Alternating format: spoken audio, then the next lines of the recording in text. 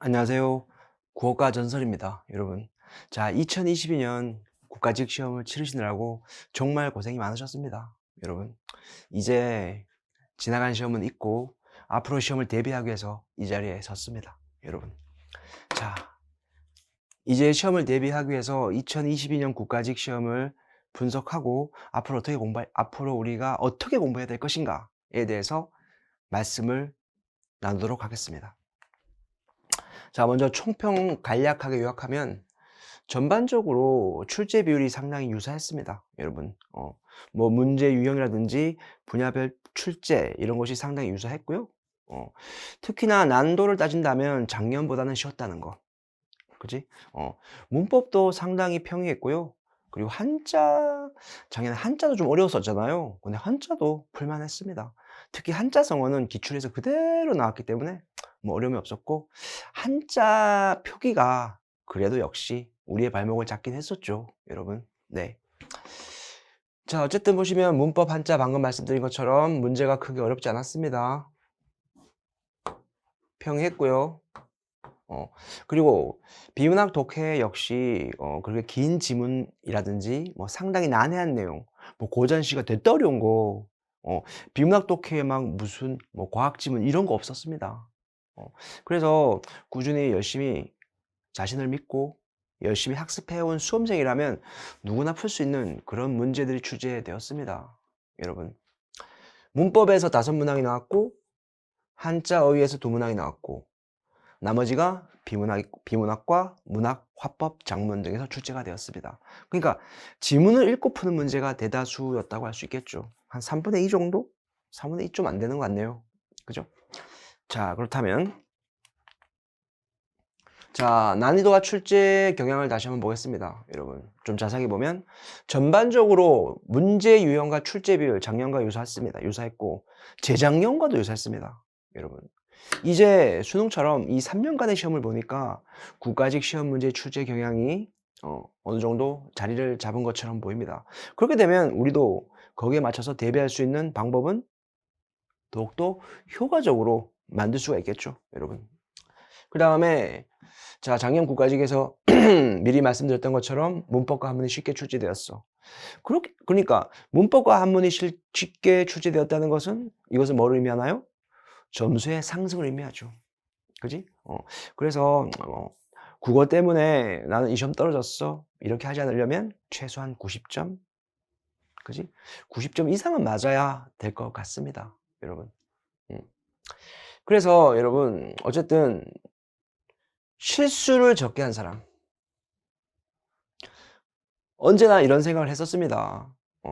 공무원 시험 국어를 잘 보기 위해서는 어렵고 난해한 문제를 맞추는 것보다는 쉬운 문제를 실수하지 않는 것이 고득점의 지름길이다. 어렵고 난해한 문제를 맞추기 위해서 정말 깊이 있게 공부하는 것은 크게 효율이 없다라는 것을 증명해 준 시험이었죠. 그죠? 네. 그래서 어려운 문제를 풀기 위해서 문법을 너무나 어렵고 자세히 광범위하게 뭐 기본서에 있는 내용을 하나하나 꼼꼼히 살핀다던가, 그죠? 어려운 한자를 풀기 위해서 깊이 있게 공부한 수험생들에게는 조금이나마 그 노력을 보상받지 못했던, 조금이나마 억울했던 시험이 아닐까, 그런 생각을 가져봅니다, 여러분. 자, 기출 분석에 따른 공략법을 보겠습니다, 여러분. 어쨌든 3년간 기출 문제를 분석해 봤을 때 앞으로도 이러한 경향은 내년에도 후년에도 계속되어질 가능성이 상당히 높게 보아집니다, 여러분.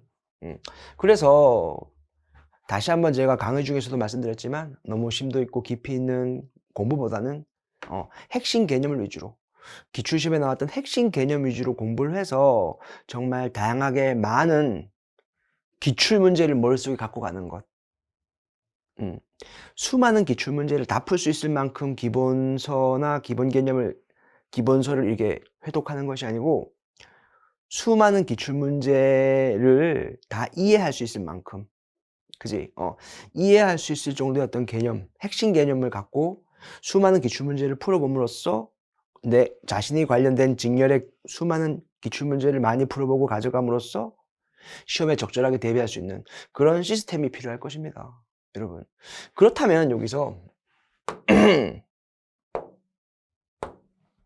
특히나 앞서서 말씀드렸던 이 핵심 개념을 정리하고 기출문제를 중심으로 반복적으로 학습하는 거 있지 않습니까, 여러분? 그러다면 특히나 관건이 되는 게 문법일 것입니다. 사실상 문법 문제가 5문제라고 했지만 살짝 어휘적인 측면이 강한 부분도 많이 있었잖아요. 그쵸, 여러분? 그러하니까 이 문법 자체를 사실상 이제 크게 많이 비중을 차지하고 있지 않거든요. 하지만 그럼에도 불구하고 상당히 우리가 좀 많은 그 공부 시간을 투자하고 있는 건 사실입니다. 왜냐? 문법을 안 잡을 수는 없으니까. 문법은 잡는 즉시 다 득점인데 행여나 문법을 내가 공부하지 않은 부분에서 나와서 그 점수를 놓치면 어떡하나 라는 노파심? 뭐 그런 것 때문에 문법에 아직까지도 많은 그 시간을 투자하고 있죠. 그죠? 그러면서도 여러분 한자 사실상 한자 2문제를 다 맞고 2문제를 틀린 것은 엄청난 차이가 있잖아요. 그럼에도 불구하고 사실상 진짜 문법과 관련된 것은 2-3문제에 불과하거든요. 3문제? 그지? 그러면서 투자를 되게 많이 하죠. 근데 한자 같은 경우에는 투자 대비해서 별로 효율이 좋지 않다. 시간만 많이 들어가고 별로 크게 효율성이 없다라고 판별해서 그냥 제끼는 경우가 많이 있단 말이에요. 하지만 한자 이번에 표기 문제 같은 경우에는 거의 대부분의 수험생들이 많이 틀렸거든요, 여러분. 근데 그 문제를 내가 맞췄다고 생각해 보십시오. 다른 19문제는 상당히 쉬웠단 말이야. 만약 그 문제를 맞았다면 100점짜리 어느 정도 충실하게 공부를 한 학생은 만약 그 표기 문제를 맞았다면 거의 100점에 가까운 점수를 받았을 겁니다. 특별한 실수가 없었다면. 그죠? 네. 그리고 여러분 독해를 얘기하고 싶습니다. 독해.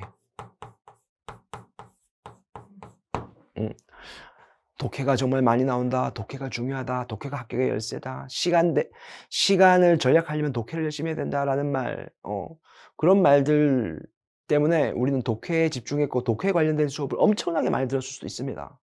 그지? 하지만 사실상 지난 3년간 독해 문제를 보면 선생님의 수업은 그렇게 중요한 것 같지는 않습니다. 독해야말로 선생님의 수업은 정말 필요한 것만 필요한 부분만 듣고 나머지는 학생 스스로 매일 꾸준히 반복적으로 기출문제를 풀거나 관련 내용 비문학 독해를 하는 것이 그것이 가장 핵심 포인트라고 생각합니다. 수업보다는 학생이 중요한 것이 바로 독해입니다. 왜? 그렇게 어렵지 않으니까요.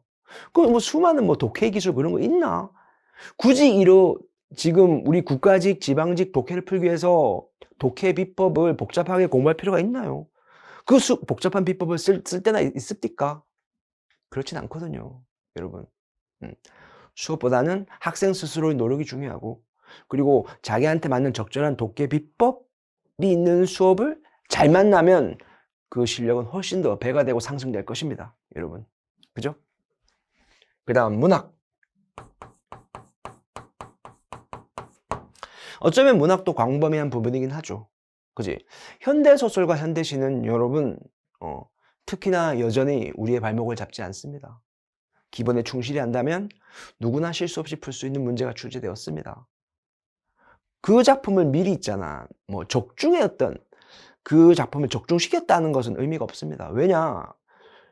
그 작품을 미리 보지 않아도 지문을 읽고 쉽게 답을 체크할 수 있었기 때문에 현대문학은 그냥 핵심 개념과 분석법, 기초 이론을 정확하게 공부한다면 크게 문제가 될 것이 없습니다. 그지? 다만 우리의 발목을 잡는 것은 여전히 고전시가죠. 고전시가가 정말 중요한 기출 작품에서 출제되었을 때 그때는 상당히 난도가 높아지거든요. 대비하지 않으면 틀릴 확률이 상당히 높습니다, 여러분. 그래서 고전시가는 대비를 반드시 하셔야 됩니다. 고전시가는 기출 작품 위주로 반드시 대비가 이루어져야 되죠. 효율적으로. 그죠? 그래서 저는 이 말씀 드리고 싶습니다. 사실상 독해와 현대문학 같은 경우에는 학생의 노력하는 비중이 큽니다. 근데 이 공무원 국어를 대비하기 위해서는요, 선생님의 도움을 받아야 되는 부분이 분명히 있습니다. 그게 바로 문법 영역이죠. 효율적으로 시험에 나오는 핵심을 요약적으로 정리하고 기출문제를 이해할 수 있을 만큼 공부를 해야 됩니다. 근데 절대 내용이 너무 많거나 광범위하면 안 됩니다. 그냥 기존의 문법 수업처럼 뭐 너무나 뭐 강좌 수가 많다든지, 그죠? 뭐 이러면 좀 곤란하겠죠.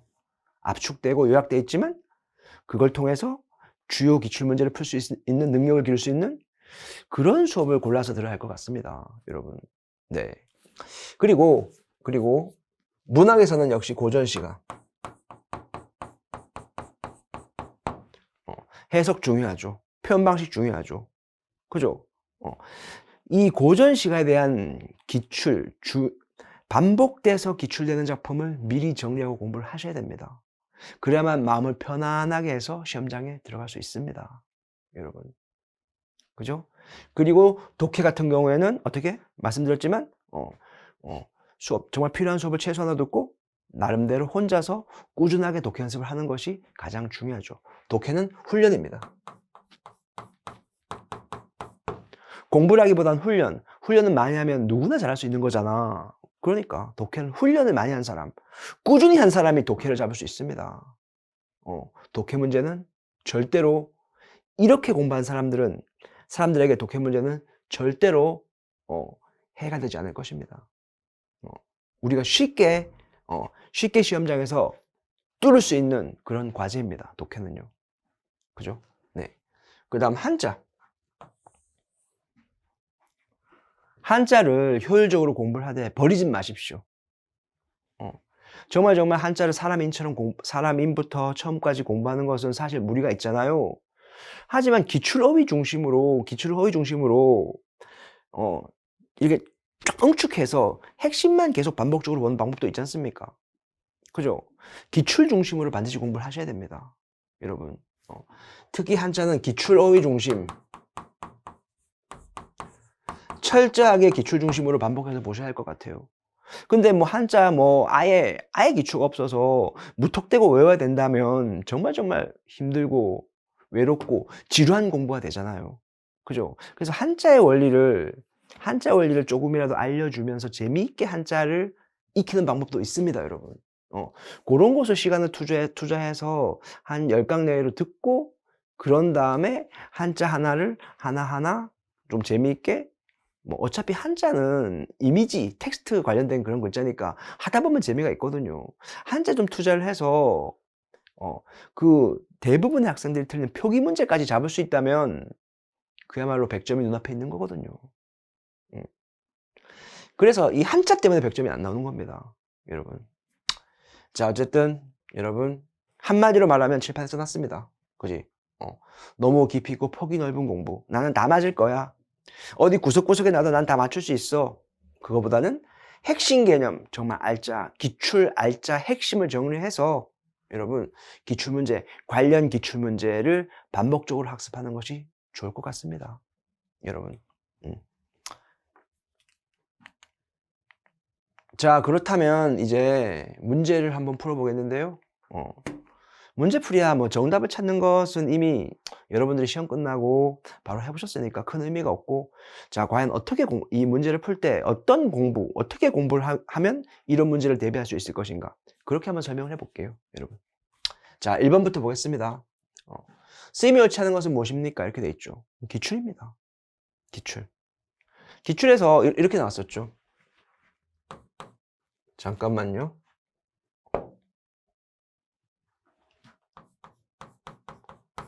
썩이다가 있고 썩히다가 있습니다. 그지? 어쩌면 한글 맞춤법 57항과도 연관이 돼 있고요. 기출과도 연관이 돼 있는데요. 이게 구분하기 왜 쉬운가 하면 썩이다 같은 경우에는 사람의 마음만 썩이는 겁니다. 우리가 어렸을 때 엄마, 아버지 속 썩인 경험이 있잖아요. 그때만 이가 되는 거예요. 그때만 이가 됩니다. 그 이외에 마음 이외의 경우는 다 썩히답니다. 그 외에 마음을 제외한 모든 것은 너 어떻게 재주를 썩히니? 음식을 썩히니? 일을 썩히니? 관리 어떻게 했길래? 이런 거 있잖아. 이런 것들이 다 썩히다 했습니다. 굳이 하나하나 설명할 이유가 없어요.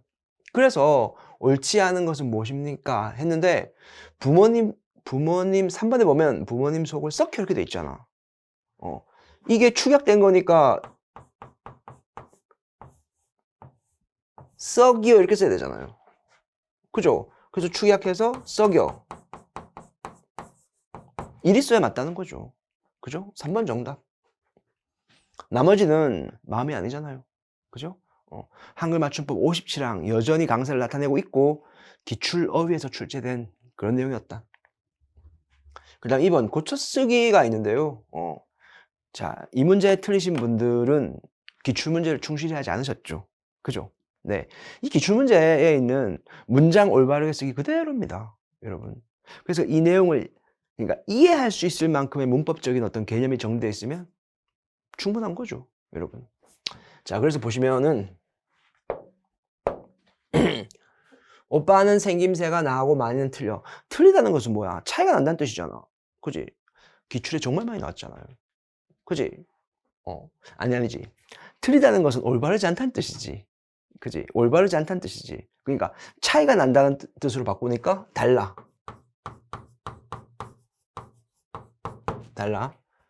그 다음 좋은 결실이 맺어졌으면 하는 바람입니다. 기본형이 바라다잖아요. 그치? 그럼 여기에 명사형 어미가 오든 명사와 전비사가 오든 그치? 바라다니까 여기에 들어올 수 있는 것은 이렇게 바람 이렇게 되겠죠. 그죠? 그러니까 굳이 이렇게 고치면 틀린다는 거죠. 내가 오직 바라는 것은 주어가 이겁니다. 것은. 그지? 그러니까 이만큼이 주어부가 돼요. 한 번에. 내가 바라는 것은. 뭐뭐 하는 것은 뭐뭐 하는 것이다. 뭐뭐 한다는 점이다. 기출에 정말 많이 나왔거든요. 그지? 내가 잘 됐으면 좋겠다는 것이다. 이렇게요. 고쳐야 되고. 그 다음, 신은 인간을 사랑하기도 하지만, 신은 시련을 주기도 한다. 그지? 그러면 지금 인간을이 생략돼 있잖아요. 그죠? 인간을 시련을 주기도 한다. 목적어가 연속으로 2개 오는 것은 상당히 어색합니다. 여러분. 즉, 다시 말하면, 인간에게가 돼야 되지, 이게. 그지? 문장 성분이 다른데 왜 생략을 하냐고. 그치? 안 되죠. 자, 그래서 여러분, 고칠 필요 없는 것은, 아니, 지금 틀렸으니까 고쳐야 되죠. 그죠? 얘가 고칠 필요가 없잖아. 글라. 그지? 그러니까 정답은 2번이 됩니다. 사자성어 역시 기출에서 쉬었던 이유는 뭔가 하면 기출에서 나왔고 그 다음에 도금을 줬잖아요. 자, 그러니까 쉬었다는 거죠. 자, 구곡 간장인데요. 그지? 요게 9번 굽었다는 뜻이잖아. 그지? 9번 굽었는데 간과 창자가 9번 정말 썩을 대로 썩어서 문드러진 거야. 정말 마음속 깊이 어떤 시름과 걱정이 있는 거야. 그죠? 그 다음 곡화가세 학문을 왜곡해서 세상에 아첨하는 것입니다. 학문은 올바른 데 써야 되잖아. 그쵸? 그 다음 구밀복권. 자, 입에는 꿀이 흐르고 뱃속에는 칼을 들이밀고 있습니다. 속과 그것이 완전 달라도 너무 달라요. 무서울 지경이야. 그지? 당랑과처럼 뭔가요? 사마귀가 수레바퀴를 세우려고 합니다. 어찌 한낱 사마귀가 수레를 세울 수 있단 말인가요? 말도 안 됩니다. 왜 굳이 불가능한 일을 하려고 하느냐? 그지? 네. 그래서 4번이 내용이 바르지 않죠. 그 다음 4번 문제. 자, 지민의 의사소통 방식이니까 의사소통이니까 화법에서 출제가 되었네요. 화법. 그지? 자, 화법은 침착하게 융통성 있게 차분하게 지문을 독해하면 되죠. 그지? 자, 보시면 정수가 말했습니다. 강의 좋았어. 이렇게. 나도 그랬는데? 그지? 나도 그랬는데? 어떤 동의를 하면서 맞아. 자, 질문해 볼게요. 첫 번째 내용이 정말 나 좋던데? 이렇게 말했어. 근데 정수는 난 두 번째가 좋던데? 이견을 제시했죠. 근데 지민이가 그랬구나. 특별하게 정수의 의견을 반박하지 않으면서 그래? 괜찮았어 그거. 분명히 통계 자료를 인용해서 답변한 전략이 설득력이 있었어. 맞아.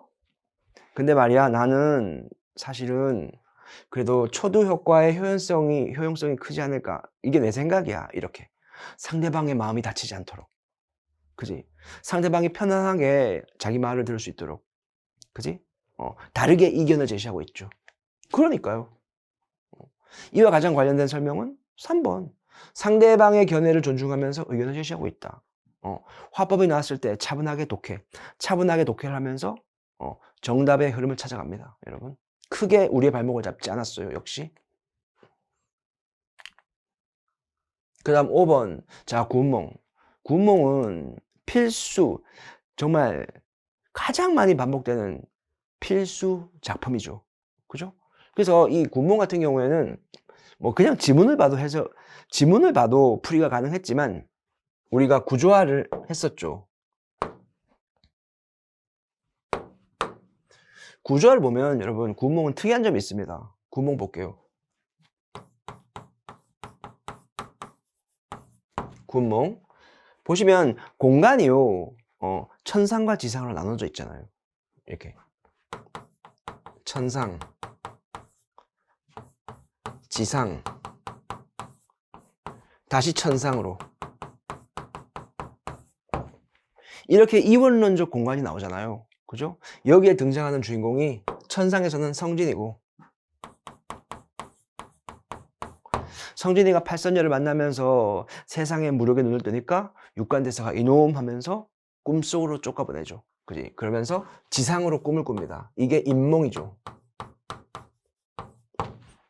그래서 양서유, 그지? 영웅으로 부활하면서 영웅으로 다시 태어나면서 온갖 부귀영화를 다 누리잖아. 그지? 팔선녀도 만나고, 그죠? 그래서 여기서는 양소유가 됩니다.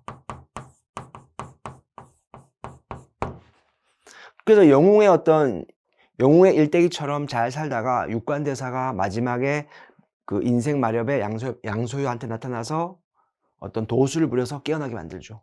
그게 바로 강몽입니다. 꿈에서 깨는 거죠. 육관대사에 의해서 꿈에서 깨어납니다. 그러면서 다시 성진으로 돌아오죠.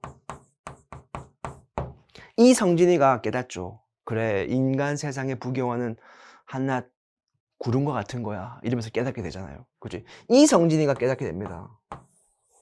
뭐를? 인생 무상을.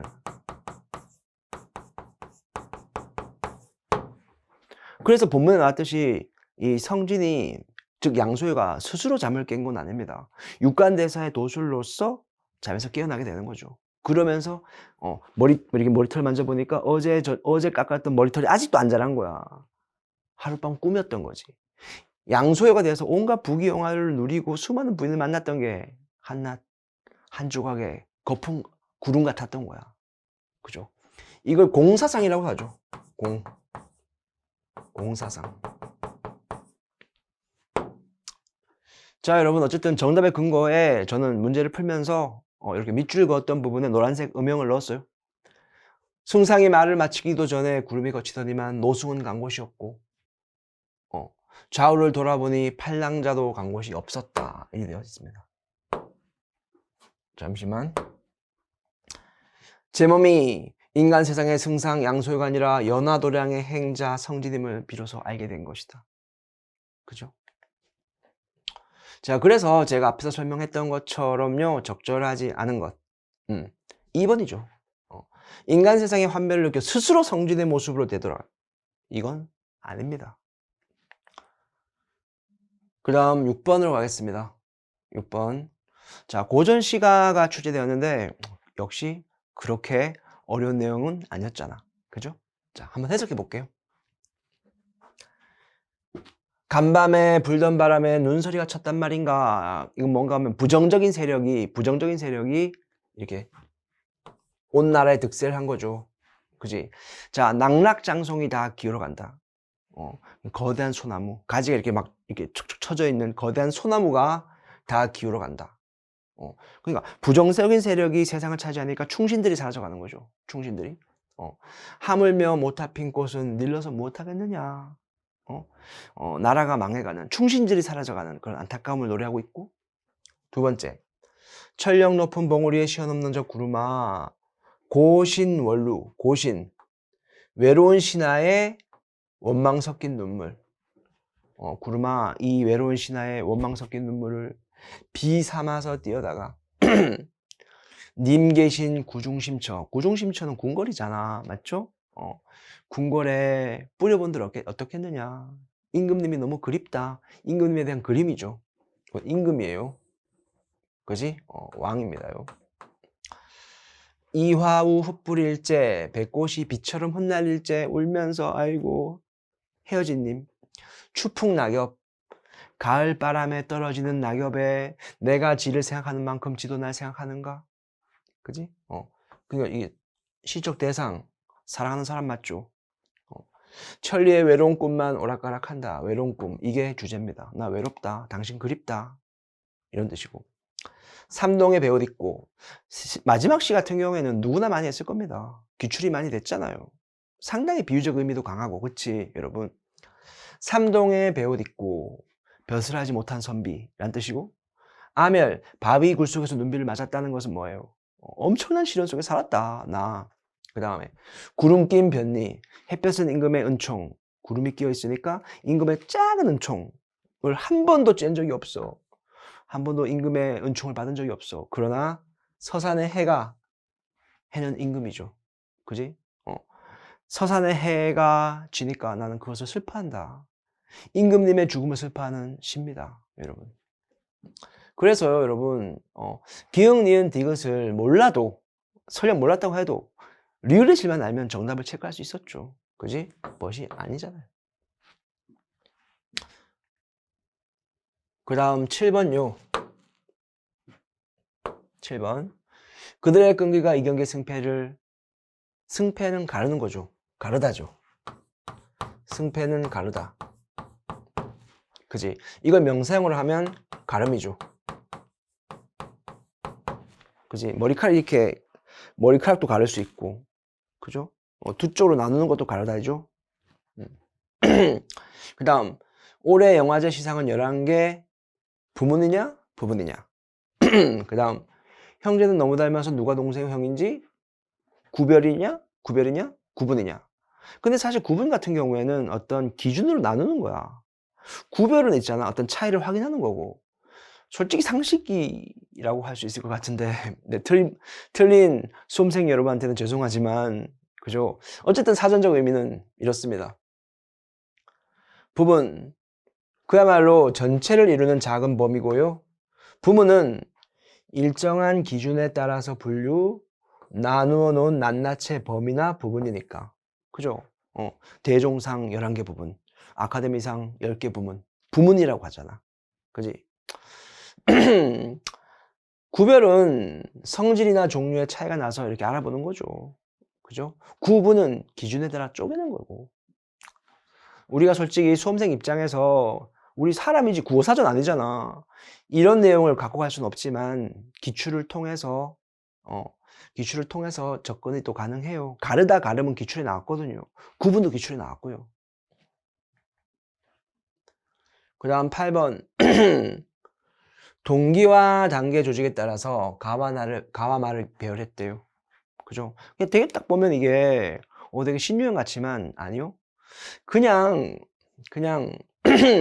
이 관련 내용과 연결짓는 그런 내용이었었어요. 그리고 전혀 어렵지 않았던 거라서 그냥 쉽게 누구나 파악이 가능했었죠. 그래서요, 이렇게 할 수가 있습니다, 여러분. 먼저 청자의 주의나 관심을 한기. 그지? 제 친구가 다쳤어요. 글쎄, 이러면 정말 왜 다쳤지? 주의나 관심을 한기고. 그 다음, 여러분도 자전거를 타는 경우가 있을 거예요 하면서 청자와 관련 짓고 있잖아요. 그죠? 여러분도 이게 근거 확실하잖아. 그 다음 세 번째, 그래서 자전거 탈 때 제발 헬멧 좀 써요. 이렇게 해결 방안도 제시하고 있고요. 그죠? 그리고 네 번째, 음. 자, 어떤 도움이 되는지 구체하고 있죠. 그지?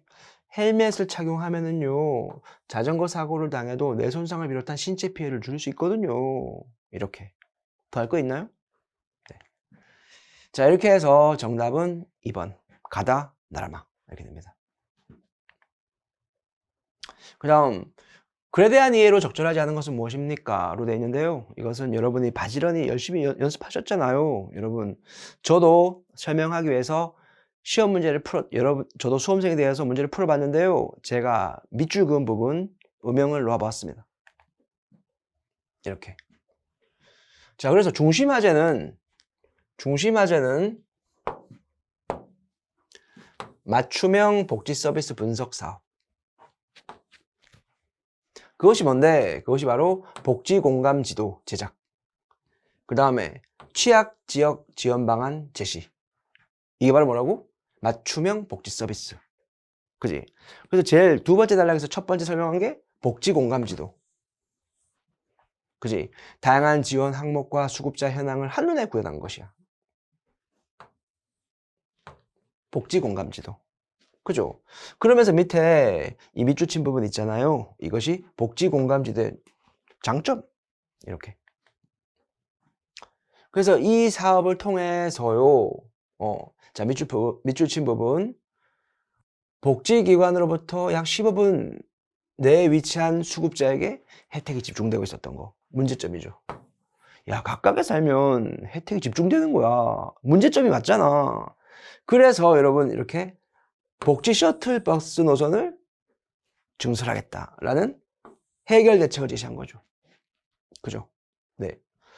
자, 그렇다면 볼게요. 1번 복지 사각지대를 줄이는 방안을 마련할 수 있다. 여기 있잖아. 그지? 그 다음 복지기관과 수급자 거주지 사이의 거리는 복지 혜택의 정도에 영향을 준다. 여기 있잖아. 야, 15분에 사니까 가까워서 그런가 보다. 그치? 여러분. 그 다음에 접근석 분석 결과 복지 셔틀버스 노선 증설의 근거가 됐죠. 그지? 해결 방안이니까. 그런데 4번에 복지 공감 지도로 복지 혜택에 대한 수급자들의 개별 만족도는 돌아가서 복지 공감 지도로 갔을 때, 그지? 개별 만족도를 확인할 수는 없었어요. 그죠? 네. 시간이 좀 걸렸겠지만, 4번 정답. 10번. 자, 기역 리을의 사례로 적절하지 않은 것은 무엇입니까? 이렇게 되어 있는데요. 사실상 이 10번 문제는 우리가 미리 대비할 수는 없어요. 하지만 독해를 하면서 충분히 문제 접근할 수 있잖아요. 불만했어요. 불만했습니다. 네. 자, 그래서 기억. 두 개의 단어가 긴밀한 관계여서 한쪽이 다른 어느 한쪽, 긴밀한 어느 한쪽의 관계까지 포함하는 경우가 있다 이거죠. 그지? 봐. 코 묻은 돈, 코는 콧물의 의미를, 코하고 콧물 정말 긴밀하잖아요. 콧물이 코에서 나오니까. 그지? 그 다음. 자, 언어 표현. 시대의 변화에 따라서 지시 대상 자체가 바뀌어서 의미 변화가 발생한 거야. 그지? 수세미. 원래는 식물의 이름이었지만 시대가 변하면서, 세월이 변하면서 어떻게? 그릇이 된 거야. 괜찮잖아. 그죠? 그 다음, 디귿. 특수한 영역에서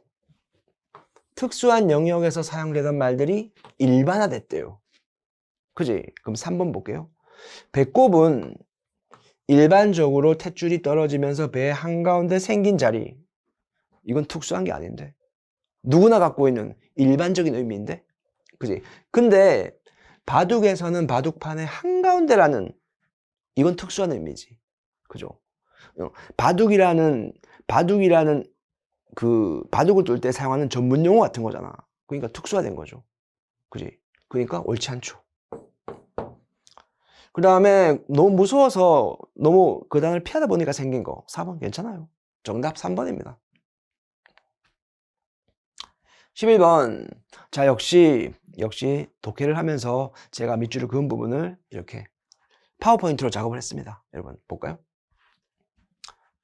자, 농장 운영하는 누구입니다. 글을 쓰게 된 것은 골프장의 빗공해 때문에, 골프장의 빗공해를 말씀드리기 위함입니다. 라면서 중심 화제를 제시했고, 문제를 제기했습니다. 그지? 그러면서, 지나친 야간 조명이 부정적인 영향을 끼쳐서 작물 수확량을 감소시킬 수 있음이 연구를 통해 입증됐어요. 네, 저도 경험을 했는데 골프장이 야간 운영을 시작했을 때 농장의 수확률이 떨어졌거든요. 자, 이게 바로 문제 제기의 근거입니다. 근거. 빛 때문에 식물이 자라지 않습니다. 도와주세요. 맞지? 네. 그래서 자, 무조건 막으면 골프장에서 지랄이 아니고 전 난리를 칠 테니까 야간 운영 시간을 조절하고 운영 제한에 따른 손실금을 보존해주는 보완책이 필요합니다. 보완책을 말씀드렸고, 그 다음에 자, 어디 군에서는 빗공해 문제를 해결하기 위해서 이런 문제가 또 있었나 봐요. 야간 조명의 조도를 조정하는 프로젝트를 진행한 바 있으니까 저희도 그렇게 하면 안 될까요? 뭐 이런 식으로. 그지? 다른 지역의 해결 방안도 제시하고 있습니다. 여러분. 즉, 다시 말하면, 1번, 농장이 겪는 어려움에 대해서 관심 좀 가져주세요. 당연한 것이고. 그지? 신뢰성을 높이기 위해서 인용한 부분, 자, 앞으로 가볼게요. 자, 여기 가보세요. 지나친 야간 조명이 식물의 성장에 부정적인 영향을 끼쳐 작물 수확량을 감소시킬 수 있다는 연구가 있다 이거죠. 그지? 인용을 했죠. 근데 자료의 출처는 없습니다. 그쵸? 쉽게 파악할 수 있는 부분이었어요. 여러분. 2번 정답이고, 그지? 3번, 4번은 제가 방금 설명드린 부분에 있었습니다. 여러분. 정답 2번. 그 다음 12번. 자, 문법인가 상식인가? 자, 문법에 가깝죠, 그래도, 여러분. 자, 보면.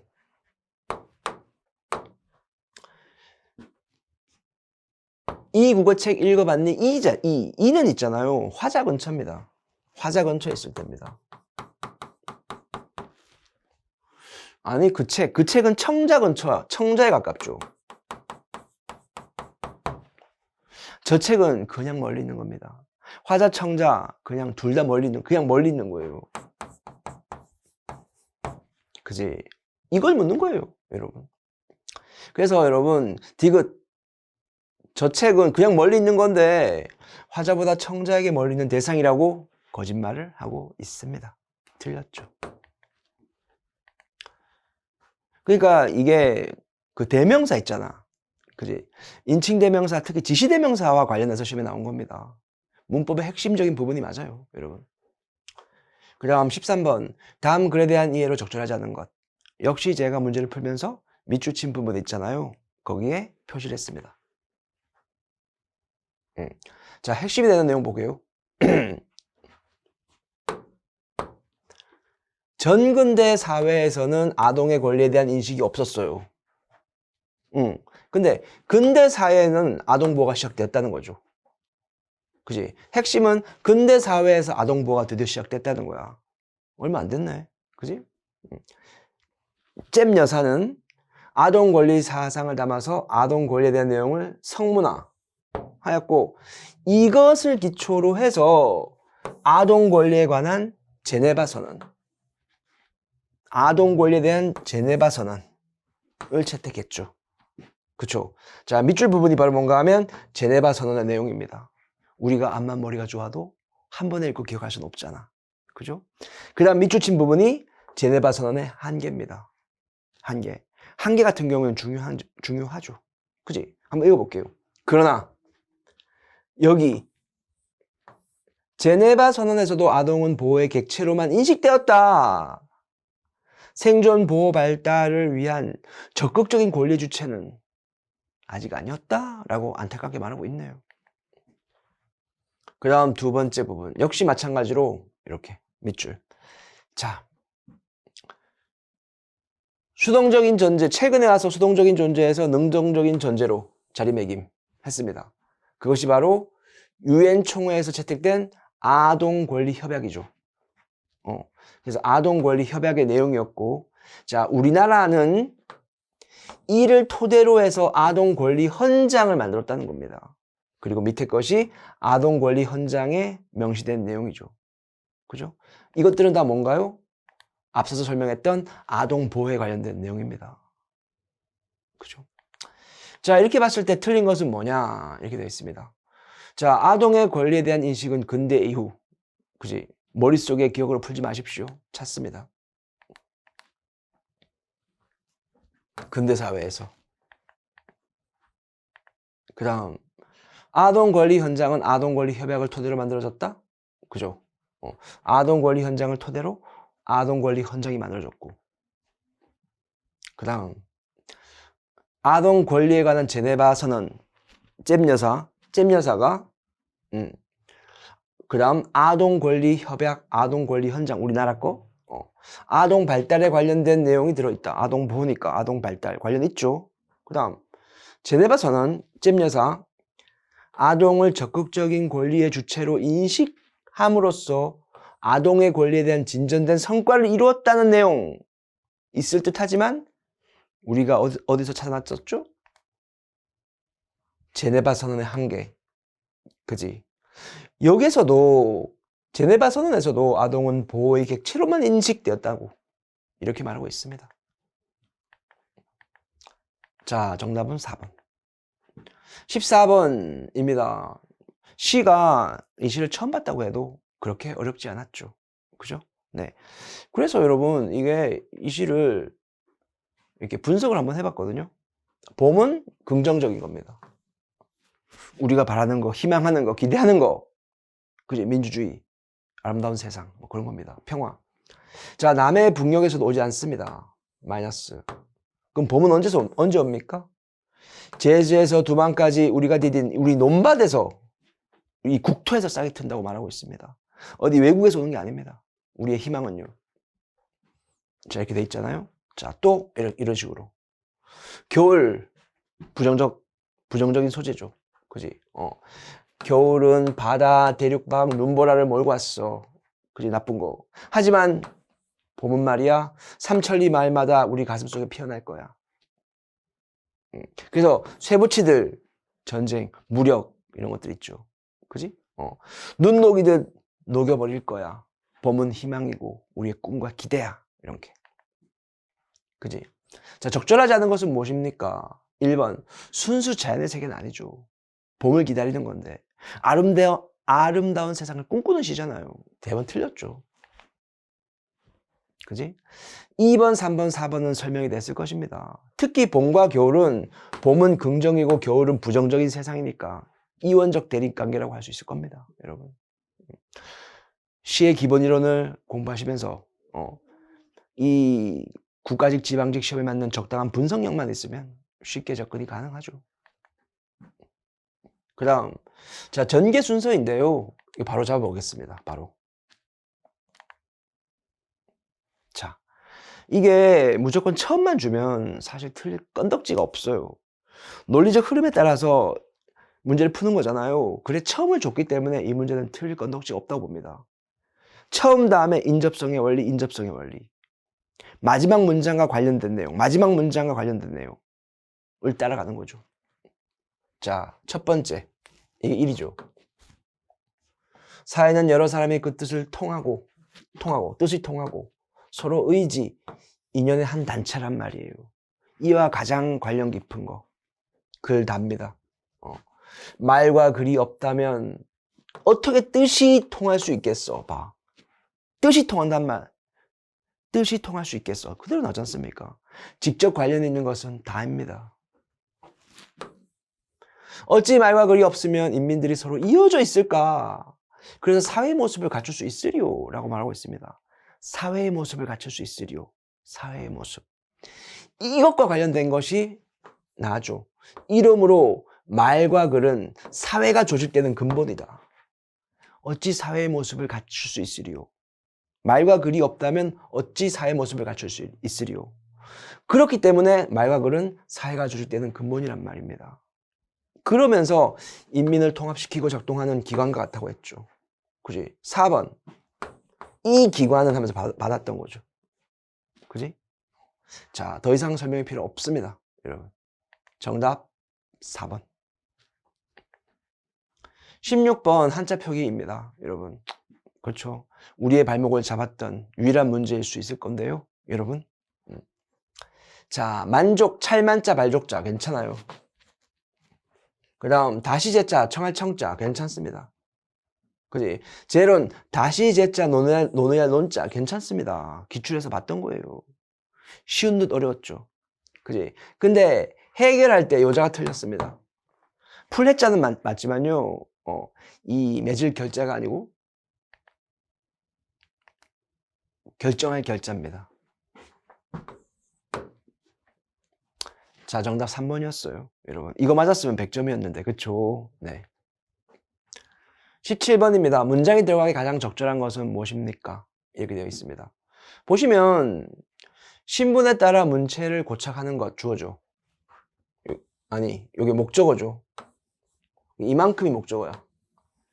신분에 따라 문체를 고착화하는 것. 인정하지 않았던 것이다. 이게 들어갈 말.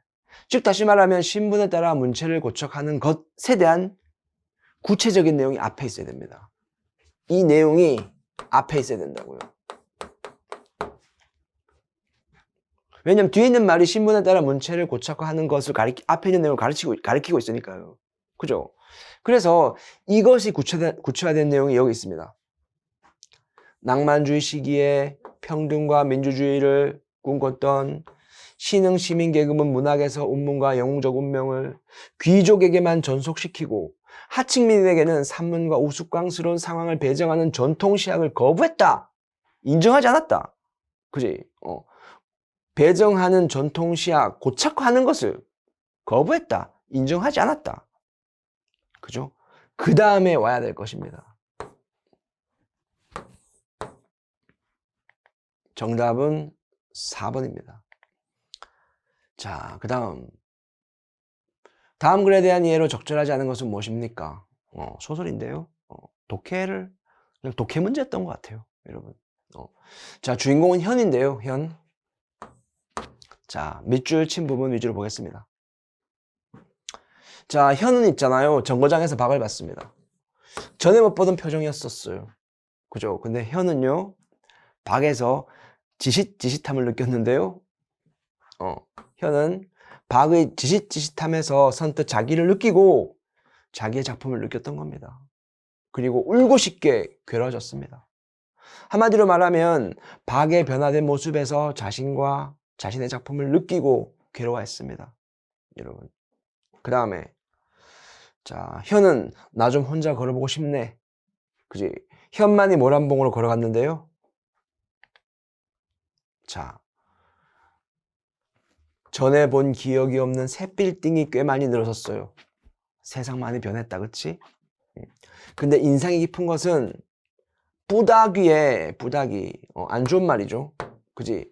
벽돌 공장도 아니고 감옥도 아니고 시뻘건 거, 저 느낌 안 좋은 거 대체 뭐야 저거? 웅크리고 있어. 분위기 되게 음울하죠. 그지?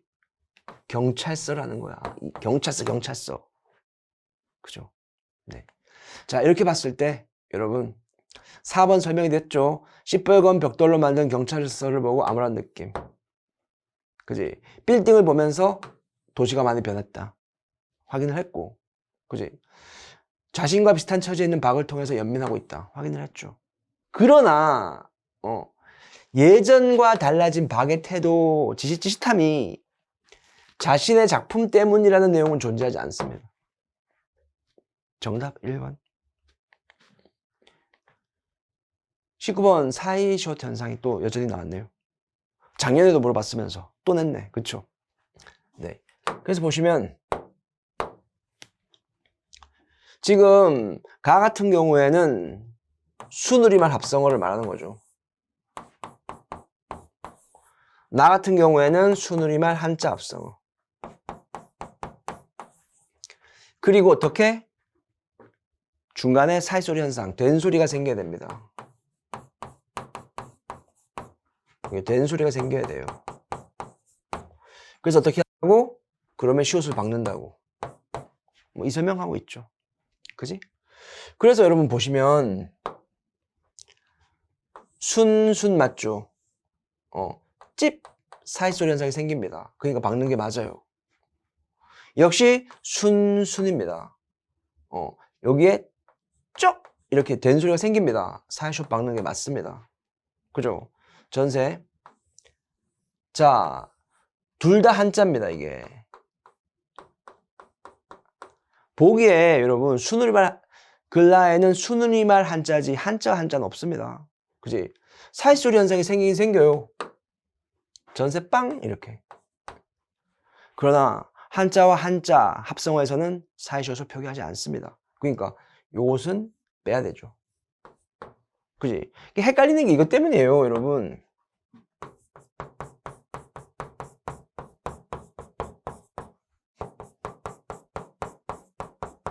이것 때문입니다. 새빵 같은 경우에는 사이소리 현상 생깁니다. 전셋집도 사이소리 현상이 생깁니다. 이렇게. 그죠? 근데 여기서 순우리말 어근이 있는 것은 집밖에 없습니다. 이게 순우리말 어근이에요. 그러니까 사이쇼도 막아야죠, 이렇게. 그죠?